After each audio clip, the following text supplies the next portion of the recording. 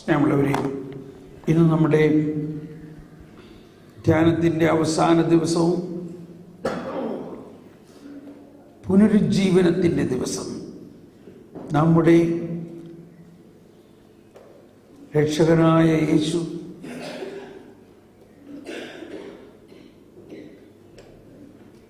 തൻ്റെ ഉത്ഥാനത്തിൻ്റെ ശക്തി നമ്മളിൽ നൽകിയിരിക്കുന്നു.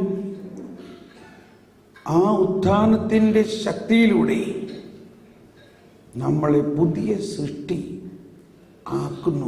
ആക്കി കഴിഞ്ഞിരിക്കുന്നു. എന്നാൽ അതിൻ്റെ പൂർണ്ണമായ അനുഭവത്തിലേക്ക് നമ്മൾ വന്നുകൊണ്ടിരിക്കുകയാണ്. നിക്കോദേമോസ് ഈശോയുടെ അടുത്ത് വന്നിട്ട് പറഞ്ഞു, ദൈവം കൂടെ ഇല്ലെങ്കിൽ ആരും നീ ഈ ചെയ്യുന്ന കാര്യങ്ങൾ ചെയ്യില്ല. യോഹന്നാന്റെ സുവിശേഷം 3-ാം അധ്യായത്തിൽ, പെട്ടെന്ന് നമുക്കൊന്ന് വായിക്കാം. 3-ാം അധ്യായത്തിൽ എത്രയാണ്?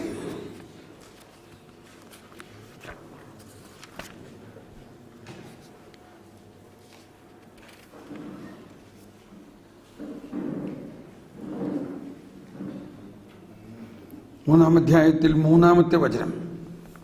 യേശു പറഞ്ഞു,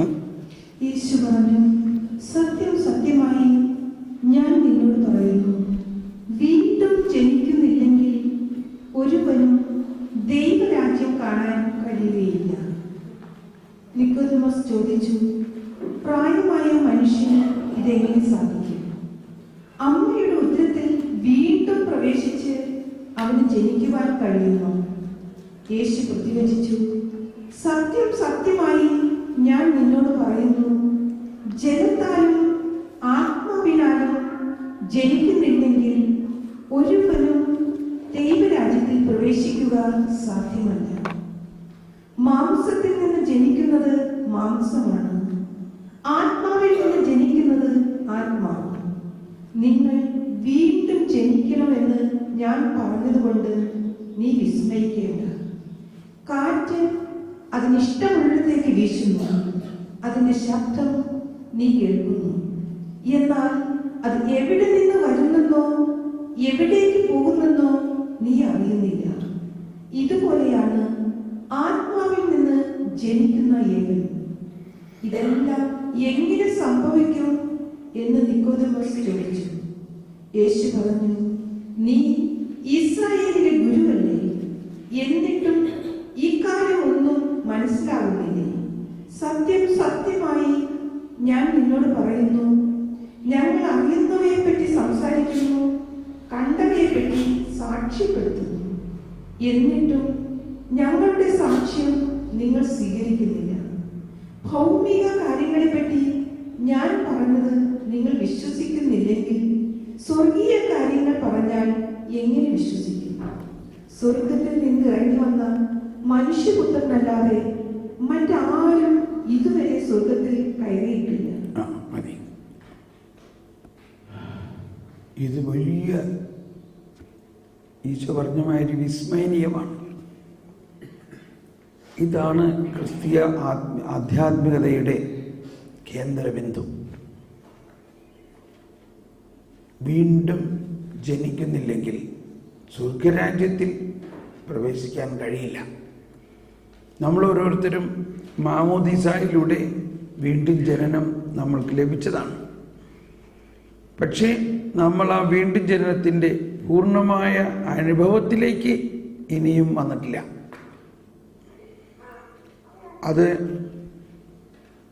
അപ്പോൾ നിക്കോദേമോസിനോട് പറയുകയാണ്, നിക്കോദേമോസ്, നീ ഇസ്രായേലിലെ ഗുരുവല്ലേ, നിനക്ക് എന്നിട്ട് ഇത് അറിയില്ലേ? അതാണ് എന്തുകൊണ്ട് അറിയുന്നില്ല. ആത്മാവ് ഈശോയുടെ ഉത്ഥാനത്തിന് ശേഷമുള്ള പരിശുദ്ധാത്മാവിന് ലഭിച്ചു കഴിഞ്ഞാലേ ഈ വെളിവ് കിട്ടുള്ളൂ. നിക്കോദേമോസിന് വരെ പൂർണ്ണമായി.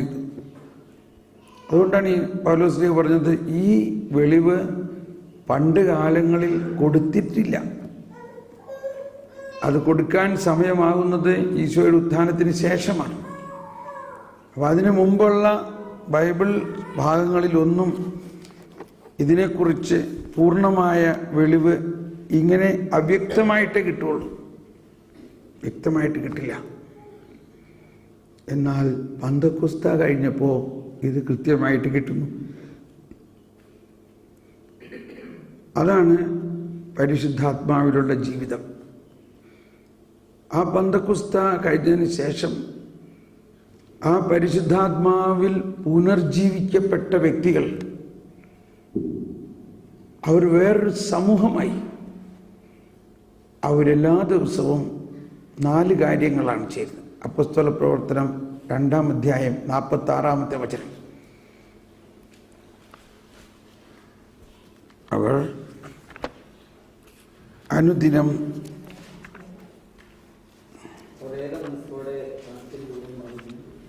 അപ്പോസ്തല പ്രവർത്തനം 2-ാം അധ്യായത്തിൽ 46, 2:46 അല്ലേ?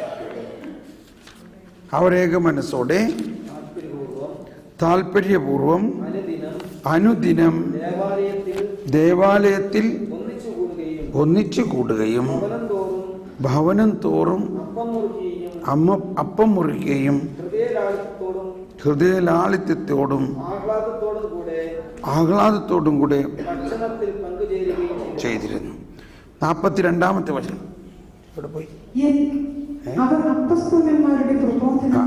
അവർ എല്ലാവരും കരമുയർത്തി. അവർ അപ്പസ്തോലന്മാരുടെ പ്രബോധനം, കൂട്ടായ്മ, അപ്പം മുറിക്കൽ, പ്രാർത്ഥന എന്നിവയിൽ സദാ താല്പര്യപൂർവം പങ്കെടുത്തു. ഇതാണ് പന്തക്കുസ്ത കഴിഞ്ഞിട്ടുണ്ടായത്. അവർ എന്ത് ചെയ്തു? അപ്പസ്തോലന്മാരുടെ പ്രബോധനം, അതാണ് സുവിശേഷം. അപ്പസ്തോലന്മാരുടെ പ്രബോധനം, യേശുവിൽ നിന്നും മുഖാമുഖം കേട്ടിട്ടുള്ള ആ രഹസ്യങ്ങളെല്ലാം പന്തക്കുസ്ത കഴിഞ്ഞപ്പോൾ അവർക്ക് കൃത്യമായിട്ട് മനസ്സിലായി. എന്താണ് ഈ വീണ്ടും ജനിക്കുക എന്നതിൻ്റെ അർത്ഥം? അത് കഴിഞ്ഞപ്പോഴാണ് മനസ്സിലായി. കൂട്ടായ്മ, അവരുടെ ഉച്ചനീചത്വമെല്ലാം മറന്ന് അവർ ഒരു ഹൃദയമായി ഒന്നിച്ചു കൂടാൻ തുടങ്ങി. അപ്പം മുറിക്കൽ, അതാണ് വിശുദ്ധ കുർബാന.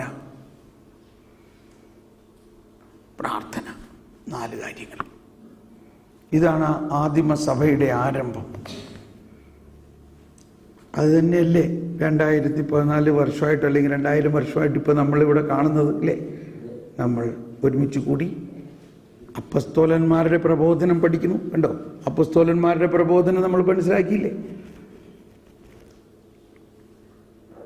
കൂട്ടായ്മ, പ്രാർത്ഥന, അപ്പം മുറിക്കൽ. ഇനി നമ്മൾ ഇതിൻ്റെ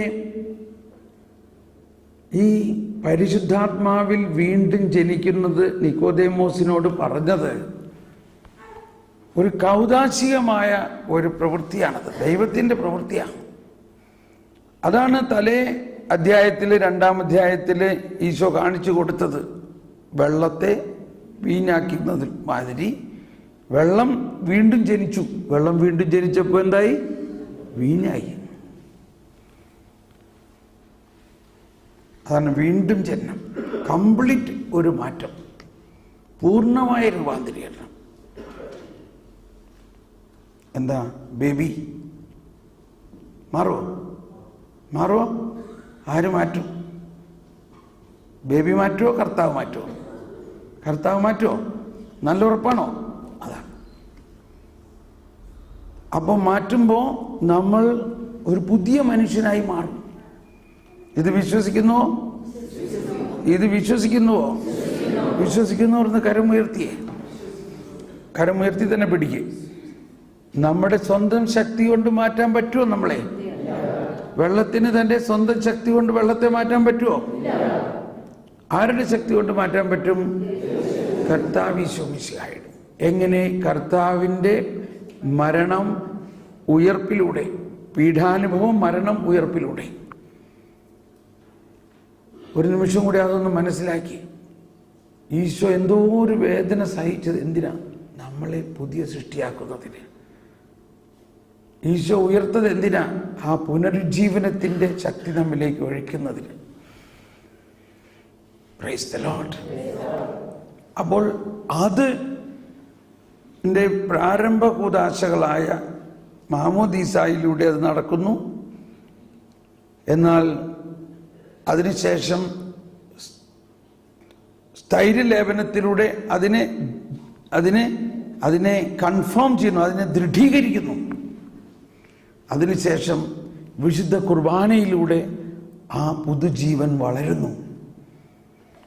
അപ്പോൾ വിശുദ്ധ കുർബാനയാണ് ദൈവികതയുടെ ക്രിസ്തീയ ജീവിതത്തിൻ്റെ സ്രോതസ്സും ഉറവിടവും ഉച്ചകോടിയും എന്നാണ് നമ്മൾ പഠിപ്പിക്കുന്നത്.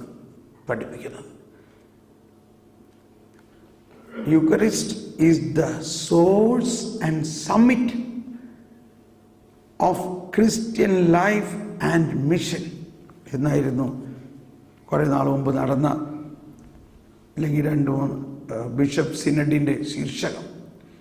യൂക്കറിസ്റ്റ് വിശുദ്ധ കുർബാനയാണ് ക്രിസ്തീയ ജീവിതത്തിൻ്റെ ഉറവിടവും ഉച്ചകോടിയും പ്രേക്ഷിത പ്രവർത്തനത്തിൻ്റെ ശക്തിയും.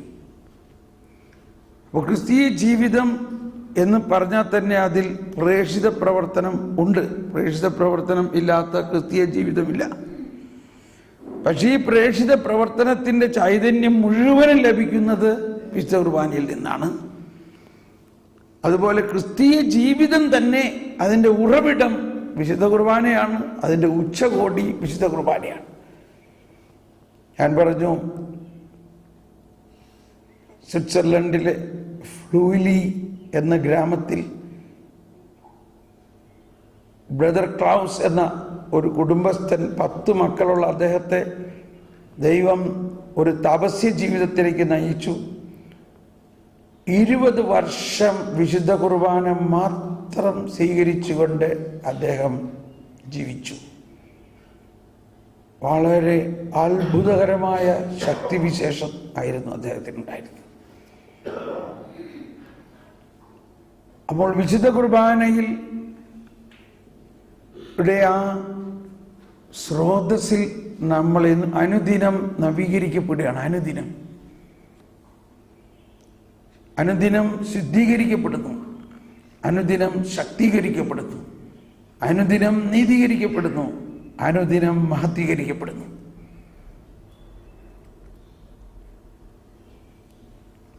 ആ വിശുദ്ധ കുർബാനയുടെ അർപ്പണം അത് അത്രയ്ക്ക് ഉന്നതമായ ഒരു ആത്മീയ ആഘോഷമാണ്, ആഘോഷം, സെലിബ്രേഷൻ. പക്ഷേ അത് വിശ്വാസത്തിൻ്റെ ആഘോഷമാണ്. ആ വിശ്വാസത്തിൻ്റെ ആഘോഷത്തിൽ വിശ്വാസത്തിൻ്റെ ഉയർച്ചയ്ക്കനുസരിച്ച് നമ്മളത് വിപുലമായി ആഘോഷിക്കാം. അപ്പോൾ 2 മണിക്കൂർ കൊണ്ടും ആഘോഷിക്കാം, എന്നാൽ ചിലപ്പോൾ അരമണിക്കൂർ കൊണ്ടും ആഘോഷിക്കുന്നു. സമയത്തിൻ്റെ അല്ല. പക്ഷേ ചില പ്രത്യേക സാഹചര്യങ്ങളിൽ, പ്രത്യേക ഞായറാഴ്ചകളിൽ, തിരുനാളുകളിൽ, ഇതുപോലെയുള്ള ആത്മീയ നവീകരണ സമ്മേളനങ്ങളിൽ അതിൻ്റെ ഏറ്റവും ആഘോഷകരമായി ആഘോഷിക്കുന്ന നമ്മുടെ സീറോ മലബാർ റീത്തിലെ വലിയ ഒരു ആരാധനയാണ് റാസ കുർബാന. റാസ എന്ന വാക്കിൻ്റെ അർത്ഥം രഹസ്യം എന്നാണ്. രഹസ്യം. അതുകൊണ്ട് തന്നെ ഇത് വലിയ ഒരു രഹസ്യമാണ്.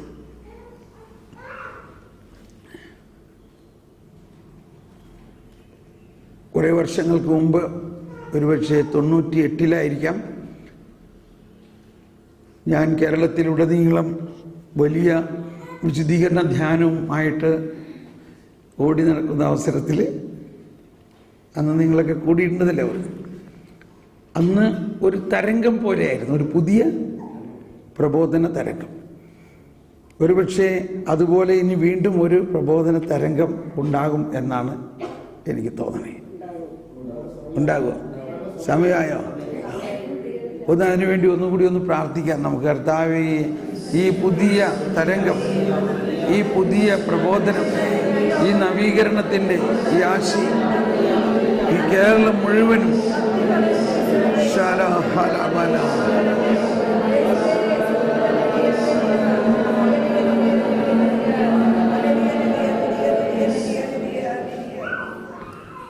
ആ സമയത്തുണ്ടായ ഒരു സംഭവം, നമ്മുടെ കേരളത്തിലെ ഏറ്റവും വലിയ സെമിനാരിയാണ് വടവാതൂർ സെമിനാരി.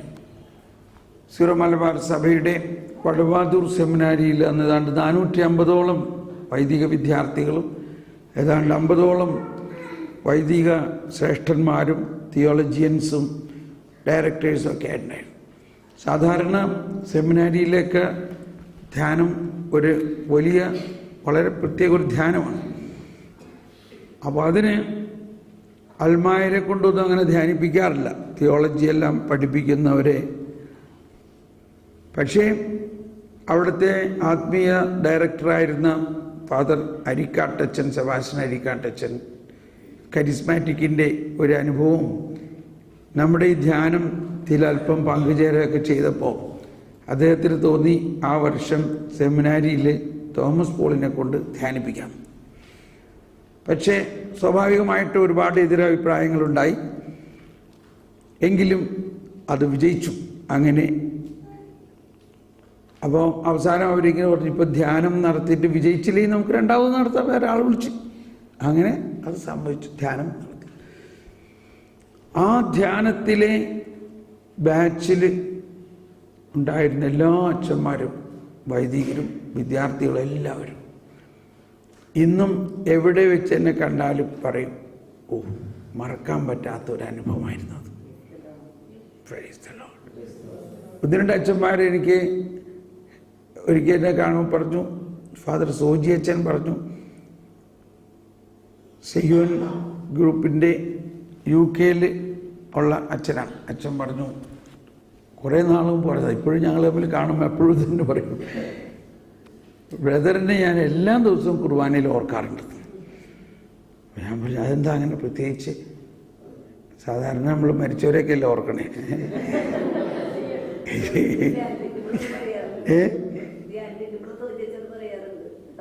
സൂചിച്ചും പറയാറുണ്ടല്ലേ. അച്ഛൻ പറയാണ്, സെമിനാരി ജീവിതത്തെക്കുറിച്ച് ഓർക്കുമ്പോൾ തോമസ് പോളിനെ മറക്കാൻ പറ്റില്ല. Price the Lord. തോമസ് പോളിനെ കുറിച്ച് പറയാനല്ല, ആ കുർബാന എന്നിട്ട് പറയണം, അന്ന് സെമിനാരിയിൽ നടത്തിയ ധ്യാനത്തിൻ്റെ അവസാന ദിവസം റാസ കുർബാനയെക്കുറിച്ച് പറയും, കുർബാനയെക്കുറിച്ചുള്ള വിശദീകരണവും അത് കഴിഞ്ഞിട്ട് നമ്മൾ ഉറപ്പിച്ച റാസയും എൻ്റെ ജീവിതത്തെ മാറ്റിമറിച്ചു.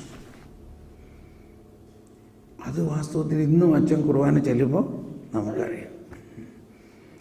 അപ്പോൾ ആ ടോക്കും ആ എക്സ്പ്ലനേഷനുമാണ് എൻ്റെ ജീവിതത്തെ വളരെയധികം. അപ്പോൾ എന്നും ഓർക്കുന്നതാണ്. ധ്യാനങ്ങൾ നമ്മൾ ഒരുപാട് കൂടും പോകും, പക്ഷേ വിശുദ്ധ കുർബാനയെക്കുറിച്ച് ധ്യാനിച്ച് അനുഭവമായി കഴിഞ്ഞാൽ എല്ലാ വിശുദ്ധ കുർബാനയും ജീവിതം മുഴുവനും അതൊരു പുതിയ അനുഭവമായിരിക്കും.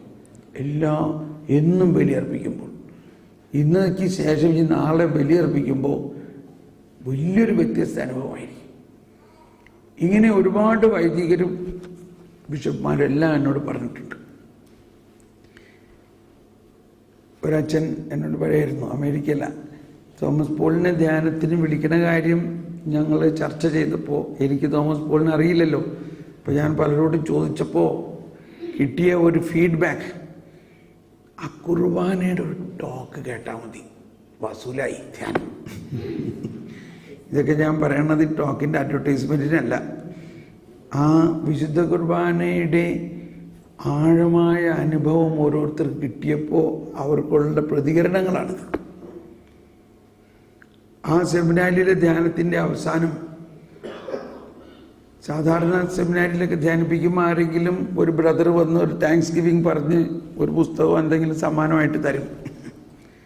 എന്നാൽ അന്ന് താങ്ക്സ് ഗിവിങ് പറയാനായിട്ട് അവിടുത്തെ ഡയറക്ടർ അച്ഛൻ തന്നെ വന്നിരിക്കുക, ഫാദർ എലിപ്പുലിക്കാട്ടിൽ. അദ്ദേഹം ഇപ്പോൾ തൃശ്ശൂർ സെമിനാരിയിലുണ്ട്. അച്ഛൻ പറഞ്ഞത് ഒരിക്കലും മറക്കില്ല. അച്ഛൻ പറയാണ്, ഞാൻ 42 വർഷമായി വൈദികനായിട്ട്. അതിനു മുമ്പും 5-10 വർഷം ധ്യാനം കൂടിയിട്ടുണ്ട്. സെമിനാരിയനായിട്ട്. എന്നാൽ ഇതുപോലെ ഒരു ധ്യാനാനുഭവം എനിക്കുണ്ടായിട്ടില്ല. Praise the Lord. അപ്പം അതെല്ലാത്തിൻ്റെയും കാരണം വിശുദ്ധ കുർബാനയെക്കുറിച്ച് വിശദമായി ഒരു പ്രഘോഷണവും അതിനെ വളരെ അനുഭവപൂർണമായിട്ട് വിശുദ്ധ ബലി അർപ്പിക്കുമ്പോൾ അത് വലിയൊരു അനുഭവമാണ്. മറ്റൊരു സ്ഥലത്ത് അച്ഛന്മാരുടെ ധ്യാനത്തിൽ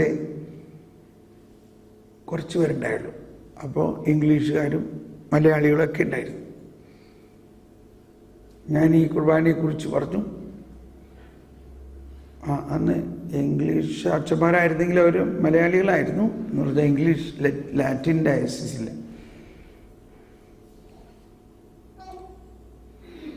അപ്പോൾ അന്ന് ഞാൻ ഈ കുർബാനയുടെ എക്സ്പ്ലനേഷനിൽ ഒരു കാര്യം പ്രത്യേകം പറഞ്ഞത്, വൈദികൻ യേശുവാണ്.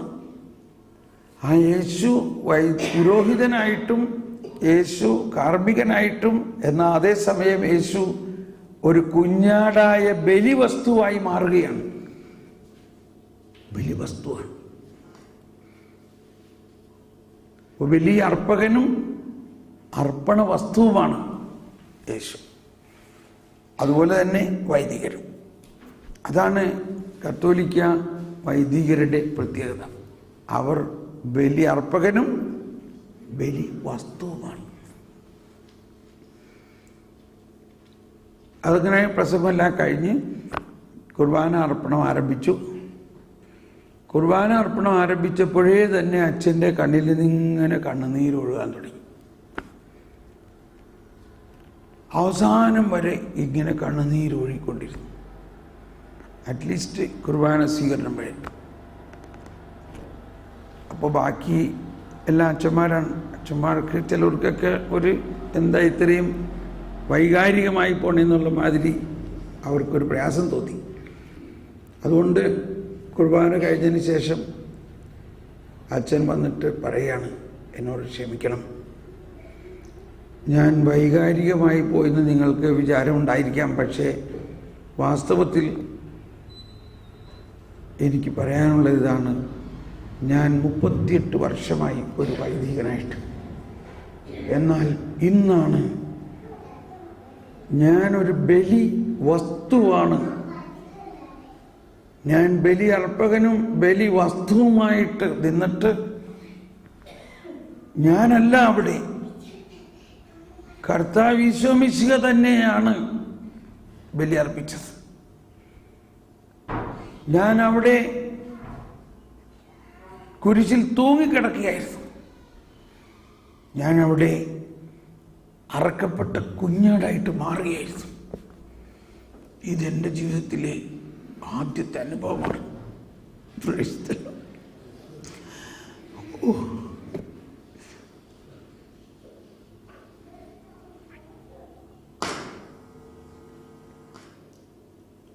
അപ്പോൾ ഇതാണ് വാസ്തവത്തിൽ സത്യം. പാതിരിപ്പിയോ എല്ലാം പറയും, 3 മണിക്കൂർ നേരം രക്തമൊഴുകുന്ന കൈകൾ, കാലുകളിൽ രക്തമൊഴുകുന്നു. അപ്പൊ പലരും ചോദിക്കും, പിതാവ് എങ്ങനെ ഇത് സഹിക്കണോ, എങ്ങനെ അങ്ങനെ നിൽക്കണോ? അപ്പൊ പറയും, ഞാൻ നിൽക്കുകയല്ലായിരുന്നു, ഞാൻ തൂങ്ങിക്കിടക്കുകയായിരുന്നു.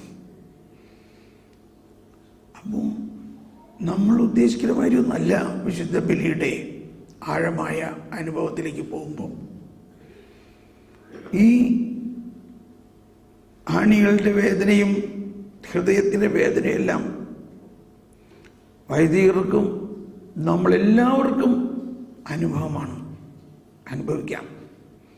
നമ്മൾ ആ ബോധ്യത്തോടു കൂടി ഇത് 2000 വർഷങ്ങൾക്ക് മുമ്പ് നടന്ന ആ ബലി അതുപോലെ തന്നെ ഇവിടെ അതേ യേശു, അതേ ആത്മാവ് ഇവിടെ പുനരാവിഷ്കരിക്കുകയാണെന്നുള്ള വിശ്വാസമുണ്ട്.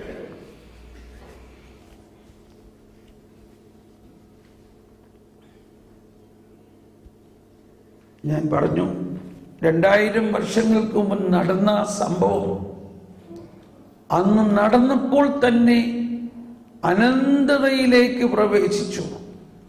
ആ അനന്തതയിലേക്ക് പ്രവേശിച്ച ആ ബലി അന്ന് ജീവിക്കുന്ന ആളുകൾക്ക് വേണ്ടിയല്ല, എന്നും ജീവിക്കുന്നവർക്ക് വേണ്ടി.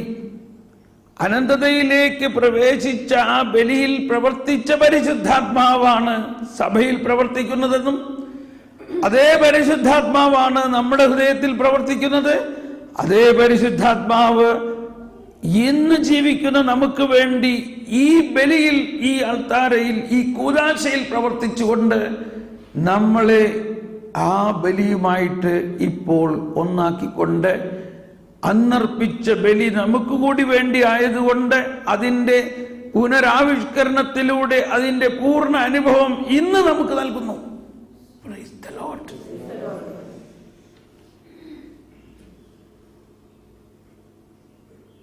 മനസ്സിലാക്കാൻ അല്പം ഉണ്ടെങ്കിലും പരിശുദ്ധാത്മാവ് ഇത് മനസ്സിലാക്കി തരും. കാരണം പരിശുദ്ധാത്മാവിന്റെ പ്രവർത്തനമാണ്. അന്ന് നടന്ന ബലി അനന്തതയിലേക്ക് പ്രവേശിച്ചു. ആ ബലിയിൽ പ്രവർത്തിച്ച പരിശുദ്ധാത്മാവ് ഇന്ന് അതേ ബലി ഇവിടെ പ്രവർത്തിപ്പിച്ചുകൊണ്ട് നമ്മൾക്ക് അത് അനുഭവമാക്കി തരണം.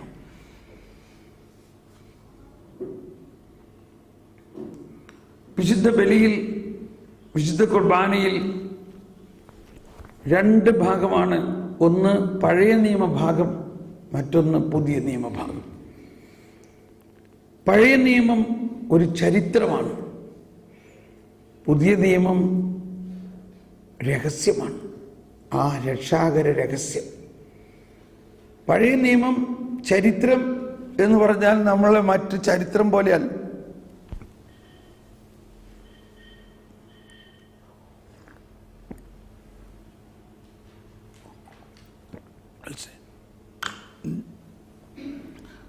മറ്റു ചരിത്രങ്ങൾ പോലെയല്ല നമ്മൾ മനസ്സിലാക്കിയില്ലേ? മറ്റു ചരിത്രങ്ങൾ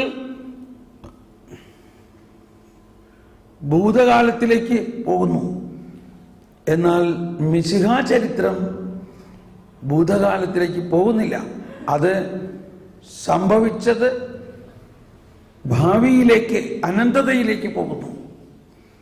അപ്പോൾ യേശുക്രിസ്തുവിന്റെ രക്ഷാകര സംഭവത്തിൻ്റെ പിന്നിൽ ഒരു രക്ഷാകര ചരിത്രമുണ്ട്.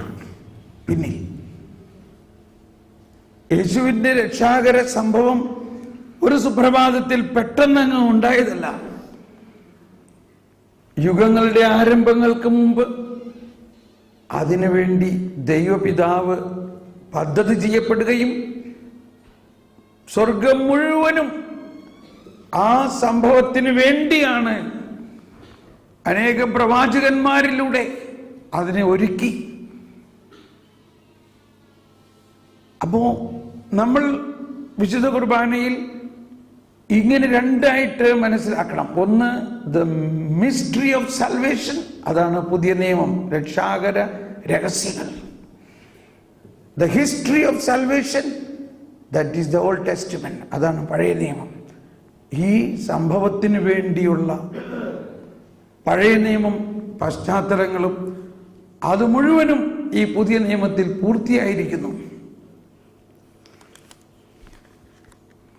നമുക്കൊന്ന് സ്തുതിക്കാം. പരിശുദ്ധാത്മാവേ നന്ദി, യേശുവേ സ്തോത്രം, യേശുവേ സ്തോത്രം, യേശുവേ നന്ദി. ശല ഹല ബല ഹല ബല. അവിടെ ശരിക്കും പ്രാർത്ഥിക്കാൻ പറയണേ. ശല ഹല ബല ഹല ബല ഹല ബല. ശല ഹല ബല ഹല ബല. പരിശുദ്ധാത്മാവേ ജ്ഞാനം നൽകണേ, ജ്ഞാനം നൽകണേ, ഏകാഗ്രത നൽകണേ.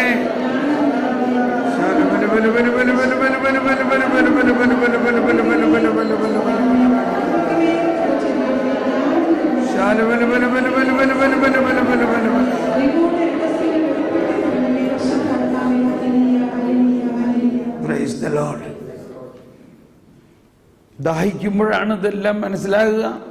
നമ്മൾ വളരെയധികം ഏകാഗ്രതയോടെ ഇരിക്കുക, മറ്റൊന്നും ചിന്തിക്കാതെ.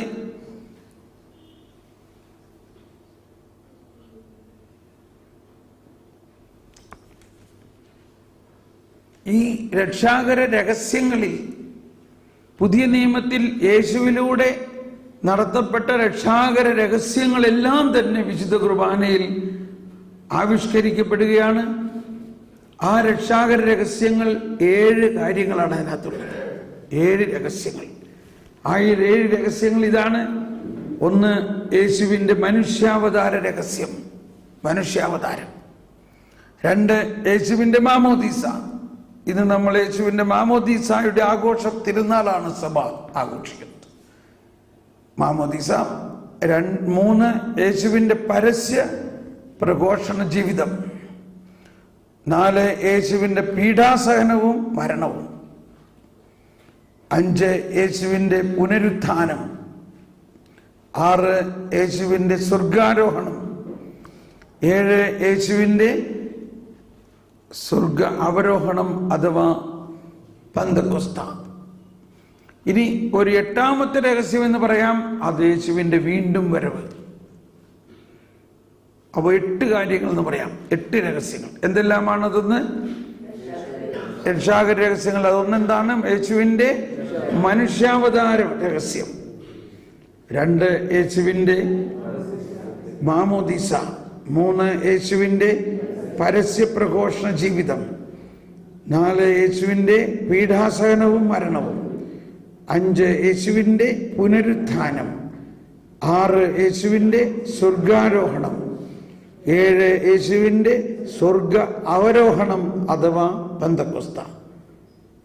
8, യേശുവിൻ്റെ വീണ്ടും വരവ്. പിന്നെ പുതിയ ആകാശം, പുതിയ. ഇത്രയും കാര്യങ്ങൾ ഈ വിശുദ്ധ കുർബാനയിൽ നമ്മൾക്ക് അനുഭവമാകുന്നുണ്ട്. ഇനി രക്ഷാകര ചരിത്രങ്ങളിൽ നമുക്ക് അല്പം ചിന്തിക്കാം. പഴയ നിയമ പശ്ചാത്തലങ്ങൾ.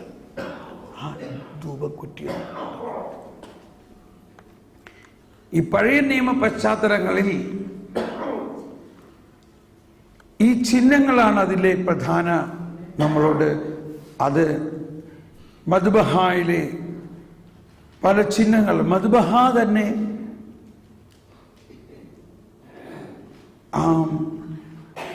മദ്ബഹായിലെ ആ ചിഹ്നങ്ങളെല്ലാം ത്രിത്വത്തിൻ്റെയും സ്വർഗത്തിൻ്റെയും പ്രതീകങ്ങളാണ്. അതോടൊപ്പം അവിടെ ഏറ്റവും പ്രധാന ഒരു ചിഹ്നമാണ്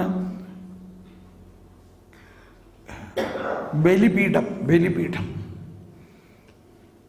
ബലി അർപ്പണത്തിനുള്ളൊരു ബലിപീഠം. ഇതുപോലത്തെ ഒരു ബലിപീഠം പുതിയ നിയമത്തിൽ നമ്മൾ കാണുന്നില്ല. എന്നാൽ പുതിയ നിയമത്തിൽ യേശു ബലിയർപ്പിച്ച കുരിശ് ബലിപീഠമാണ്. യേശു അന്ത്യ അത്താഴ വിരുന്നൊരുക്കിയ വിരുന്നിൽ അതും ബലിപീഠം തന്നെയാണ്.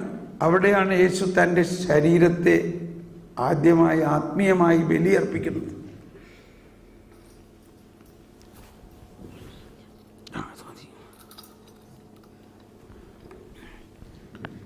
പഴയ നിയമത്തിൽ അതുപോലെ തന്നെ യേശുവിൻ്റെ കബറിടവും ഈ ബലിപീഠം തന്നെയാണ്.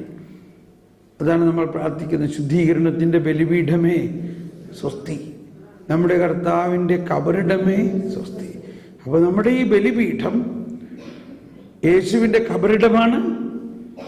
യേശുവിൻ്റെ ബലി അർപ്പിച്ച കുരിശാണ്. അതോടൊപ്പം യേശുവിൻ്റെ അന്ത്യ അത്താഴത്തിൻ്റെ ആ ടേബിളാണ്.